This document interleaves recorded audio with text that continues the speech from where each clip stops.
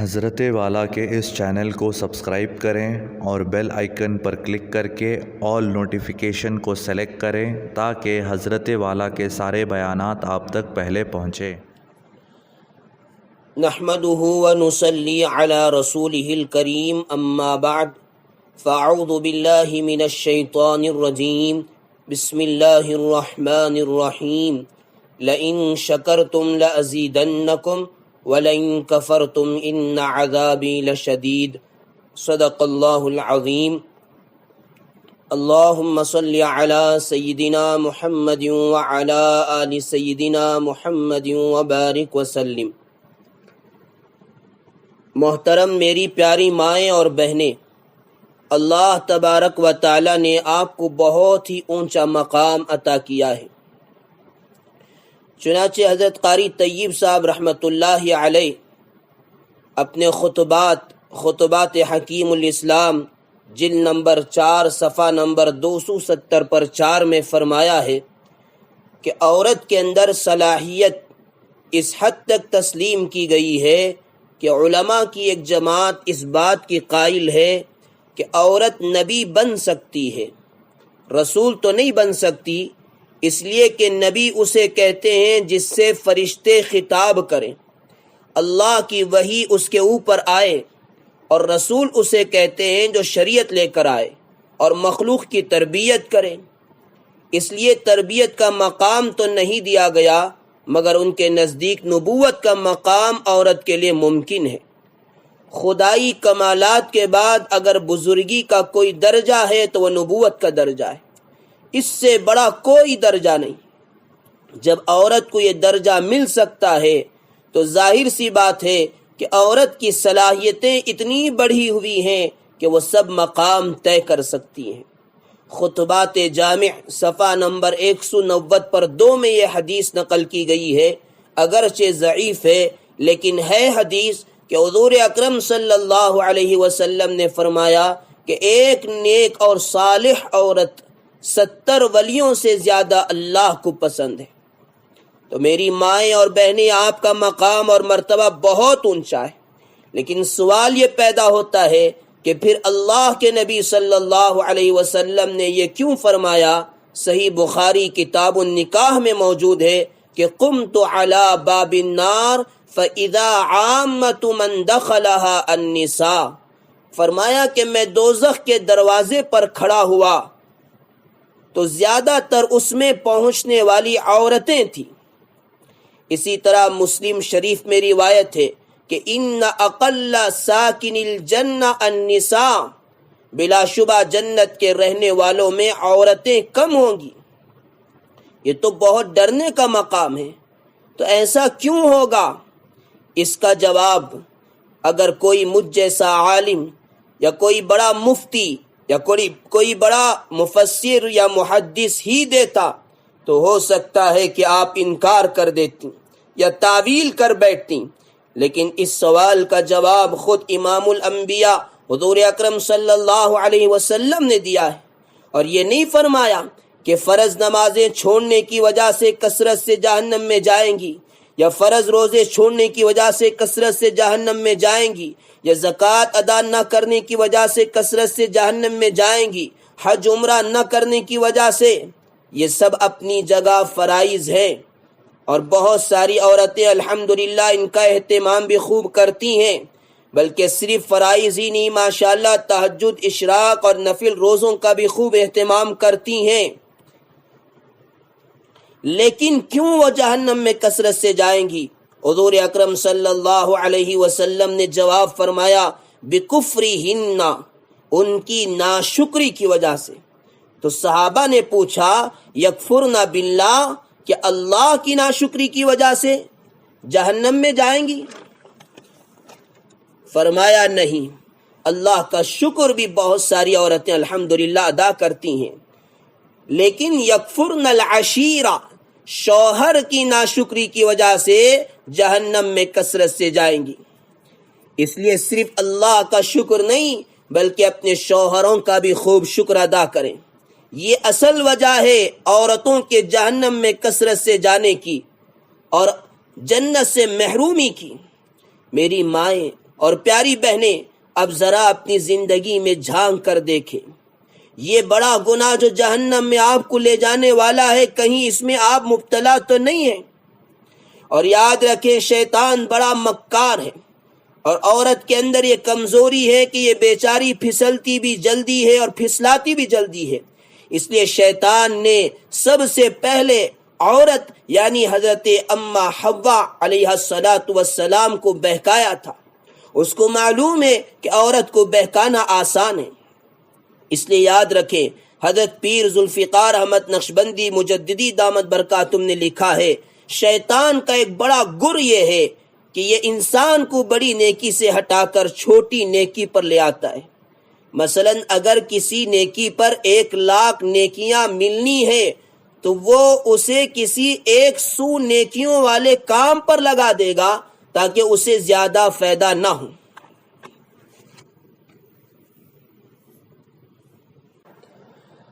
اب سمجھیں، بخاری شریف کے اندر روایت ہے کہ عورت کے لیے حلال نہیں ہے کہ وہ اپنے شوہر کی موجودگی میں اس کی اجازت کے بغیر نفل روزے رکھے۔ نفلی روزے کے کتنے فضائل ہیں، لیکن شوہر کی اجازت کے بغیر جائز نہیں۔ حضرت شیخ الاسلام مولانا تقی عثمانی صاحب دامت برکاتہم نے اسلام اور ہماری زندگی جلد نمبر 5 130 پر 9 صفحہ نمبر میں لکھا ہے، اس سے معلوم ہوا کہ اللہ اس کے رسول نے شوہر کی اطاعت کو تمام نفلی عبادتوں پر فوقیت دی، لہذا جو ثواب اس عورت کو روزہ رکھ کر ملتا ہے اس سے زیادہ ثواب شوہر کی اطاعت پر ملے گا۔ اسی طرح شوہر کو خوش کرنے کے لیے گھر کے کام و کاج کرتی ہیں، چاہے وہ کھانا پکانا ہو، بچوں کی تربیت ہو، یا شوہر کا خیال رکھنا، گھر کی صفائی ہو، صبح سے لے کر شام تک وہ جتنے کام کر رہی ہے وہ سب اللہ کی یہاں عبادت میں لکھا جاتا ہے۔ بلکہ ایک حدیث فتاوی رحیمیہ جلد نمبر 8 صفحہ نمبر 160 پر 9 میں موجود ہے کہ عورتوں کا اپنے گھر کی خدمت کرنا مجاہدوں کے برابر۔ لیکن شیطان تو بڑا مکار ہے، ان سب سے ہٹا کر ذکر میں یا نفل نماز میں مشغول کر دیتا ہے تاکہ ثواب زیادہ نہ ملے۔ اس کا مطلب یہ نہیں ہے کہ ذکر، نفل نماز وغیرہ چھوڑ دیں، بلکہ ان کو بھی کریں، لیکن شوہر کے کام کو مقدم رکھیں۔ میری مائیں آپ کے لیے نمونہ حضرت اما عائشہ صدیقہ رضی اللہ تعالیٰ عنہ ہیں۔ آپ کے بارے میں بخاری شریف میں موجود ہے، حضرت عائشہ رضی اللہ تعالیٰ عنہ فرماتی ہیں کہ رمضان کے مہینے میں طبعی مجبوری کی وجہ سے جو روزے مجھ سے قضا ہو جاتے تھے، میں عام طور پر ان روزوں کو آنے والے شعبان کے مہینے میں رکھا کرتی تھی، یعنی 11 مہینے کے بعد۔ یہ میں اس لیے کرتی تھی کہ شعبان میں آپ صلی اللہ علیہ وسلم بھی کثرت سے روزہ رکھا کرتے تھے، تو یہ صورت بہتر ہے بنسبت اس کے کہ میں روزے سے ہوں اور آپ روزے سے نہیں۔ جبکہ یہ نفلی روزے نہیں، فرض قضا روزے جن کو جتنا جلدی ہو سکے ادا کرنا ضروری ہے، لیکن حضرت عائشہ رضی اللہ تعالی عنہ صرف آپ کی تکلیف کے خیال سے شعبان تک مؤخر فرما دیا کرتی تھی۔ اس کے برخلاف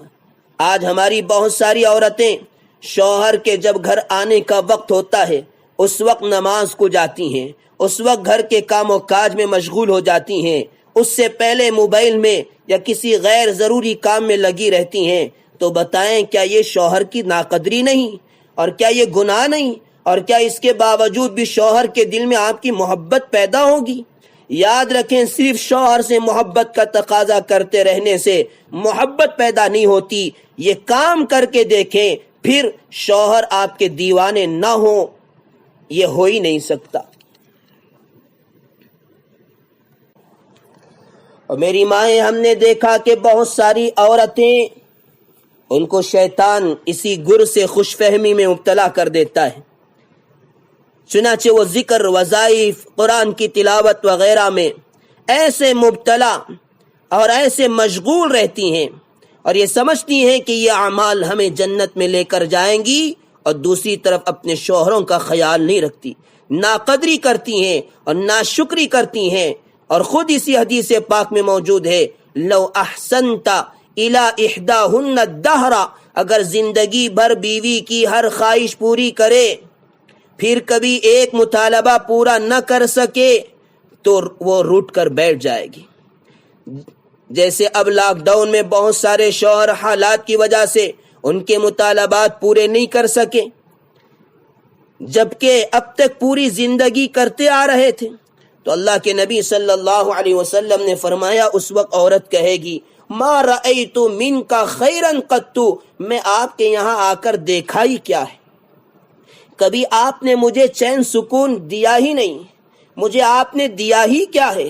میرے ساتھ تو ایک نوکرانی جیسا معاملہ کیا جاتا ہے، میری طرف آپ کو کوئی توجہ ہی نہیں، میری تو کوئی اہمیت ہی نہیں، آپ کے پاس میرے لیے تو کوئی وقت ہی نہیں۔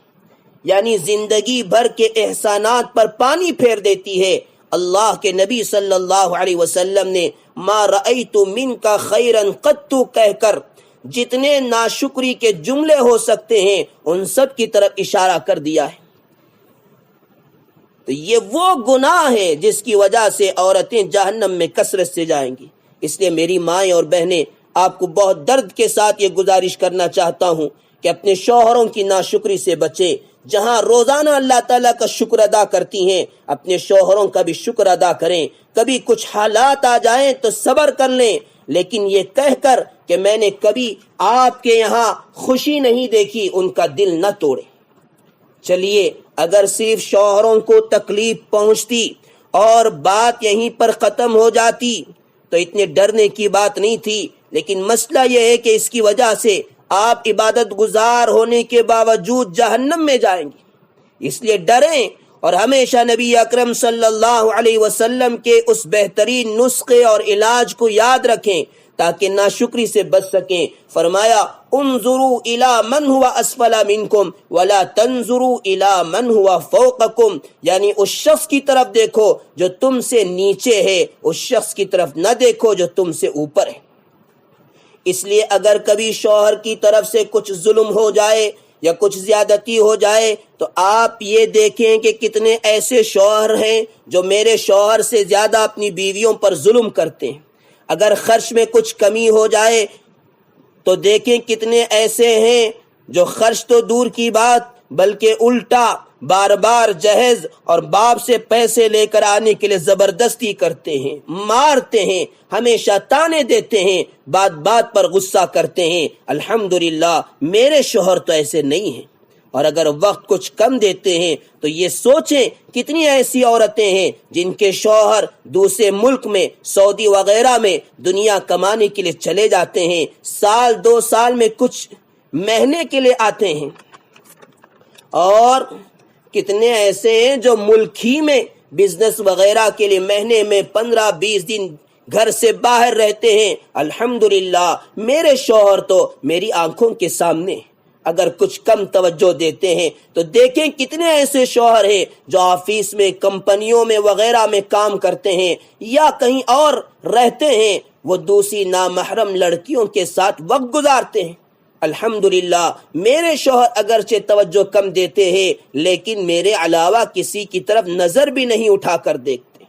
میری پیاری مائیں اور عزیز بہنیں، آخر میں 2 حدیثیں آپ کے سامنے رکھنا چاہتا ہوں، اور یہ بات پورے درد کے ساتھ میں کہنا چاہتا ہوں کہ ہم نے دنیا میں بہت ساری عبادت گزار عورتوں کو دیکھا، بہت ساری تہجد گزار عورتوں کو دیکھا، بہت ساری پردے کی پابند عورتوں کو دیکھا، بہت ساری حرام سے بچنے والی عورتوں کو دیکھا، لیکن مجھے معاف فرمائیں ایسی عورتوں کو ہم نے بہت کم دیکھا اور بہت کم سنا جو اپنے شوہروں سے ٹوٹ کر محبت کرنے والی اور اپنے شوہروں کی دل سے خدمت کر کے تمام نفلی عبادتوں سے زیادہ ثواب بلکہ جہاد جیسی عظیم الشان عبادت کے برابر ثواب حاصل کرنے والی اور ہمیشہ اپنے شوہروں کا شکر ادا کر کے جنت کے مستحق بننے والی بہت کم عورتوں کو دیکھا ہے۔ میری پیاری مائیں، میں یہ بات قرآن و حدیث کی روشنی میں پورے یقین کے ساتھ کہتا ہوں، بلکہ میں آگے بڑھ کر ہمت کر کے یہ گارنٹی دیتا ہوں کہ اگر تم اپنے شوہروں کی وہ جیسے بھی ہوں شکر ادا کرنے والی بن گئی تو مرنے کے بعد آخرت میں جہنم سے بچ کر جنت میں انشاءاللہ جاؤ گی ضرور، لیکن دنیا ہی میں تمہارا گھر جنت نما بنے گا، اور تمہارا شوہر وہ چاہے کتنا بھی بڑا ظالم ہی کیوں نہ ہو آپ کا دیوانہ اور گرویدہ بن جائے گا۔ اللہ کا وعدہ کبھی جھوٹا نہیں ہو سکتا۔ قرآن مجید میں اللہ نے سورہ ابراہیم میں فرمایا لئن شکرتم لازیدنکم، اگر تم شکر کرو گی تو اللہ ضرور نعمتوں میں اضافہ کرے گا، اور اگر ناشکری کرو گی تو جو نعمت ہے وہ بھی اللہ چھین لیں گے۔ اور اللہ کے نبی صلی اللہ علیہ وسلم نے فرمایا معرف القرآن میں اسی آیت کے تحت یہ حدیث موجود ہے کہ جس کو بھی شکر ادا کرنے کی توفیق مل گئی وہ کبھی نعمتوں میں برکت اور زیادتی سے محروم نہیں ہوگا۔ دو حدیثیں آپ کے سامنے رکھتا ہوں، ایک ترمذی شریف کے اندر ہے جس کا مطلب یہ ہے کہ دنیا میں اگر اللہ کے علاوہ کسی کے لیے سجدہ جائز ہوتا تو میں عورت کو حکم دیتا کہ وہ اپنے شوہر کو سجدہ کرے۔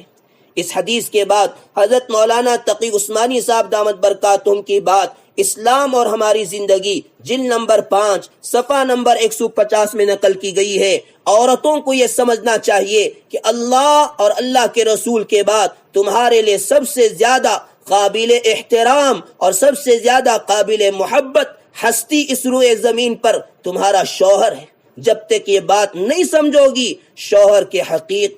کے حقوق صحیح طور پر ادا نہیں کر پاؤ گی۔ دوسری حدیث یہ بھی ترمذی شریف کے اندر ہے کہ جب کوئی بیوی اپنے شوہر کو کوئی تکلیف پہنچاتی ہے تو اس کے شوہر کی جو بیویاں اللہ تعالیٰ نے جنت میں حوروں کی شکل میں اس کے لیے مقدر فرمائی ہے، وہ حوریں جنت سے اس دنیاوی بیوی سے خطاب کر کے کہتی ہیں لا تؤذیہ، تو اس کو تکلیف مت پہنچا، اللہ تیرا ناز کرے، اس لیے کہ یہ تمہارے پاس چند دن کا مہمان ہے، ان قریب وہ تم سے جدا ہو کر ہمارے پاس آ جائے گا۔ تو میری مائیں اور بہنیں، اگر تم اپنے شوہروں کو تکلیف پہنچا رہی ہو تو یاد رکھنا دنیا میں اس کا کچھ زیادہ اثر نہیں ہوگا، تب بھی یعنی شوہر کا کچھ زیادہ نہیں بگڑے گا، لیکن آخرت میں اللہ تعالی شوہر کا رشتہ ایسی حور عین کے ساتھ قائم فرمائیں گے جو تمہارے شوہروں سے اتنی محبت کرتی ہیں کہ ان کے دلوں کو ابھی سے اس بات کی تکلیف ہو رہی ہے کہ دنیا میں ہمارے شوہر کے ساتھ یہ کیسا معاملہ کیا جا رہا ہے۔ اللہ تبارک و تعالی ہم سب کو عمل صالح کی توفیق عطا فرمائے اور ناشکری والی زندگی سے حفاظت فرمائے۔ وآخر دعوانا ان الحمد للہ رب